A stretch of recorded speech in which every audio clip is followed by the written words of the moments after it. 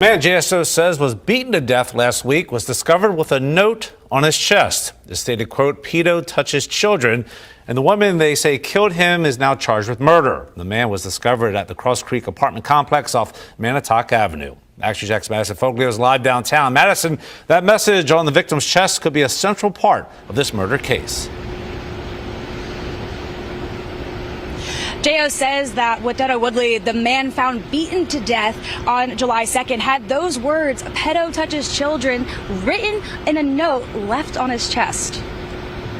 Action News Jax looked into Woodley's criminal history and found he's never faced any crimes related to child sex crimes.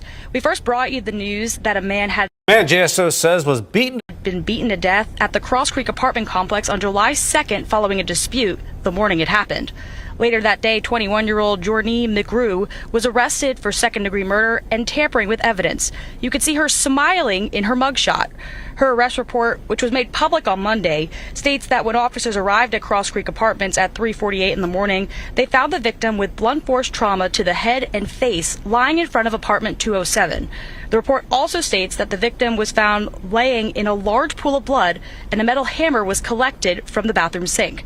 And the words "pedo touches children" left in a handwritten message. At this point, given what that is, it's a kind of a cryptic message. I mean, it's hard to know exactly what the context for the been beaten to death at the message is. So that's something that probably will be developed as there's an investigation. Chris Carson is a defense attorney. I asked him what the handwritten note might do for the victim's defense. Well, it certainly may not help in the sense that if they can tie that writing back to a specific individual, it would probably tend to suggest a motive.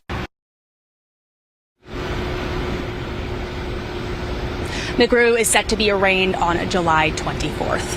For local coverage you can count on, reporting downtown, I'm Madison Foglio, Action News Jax.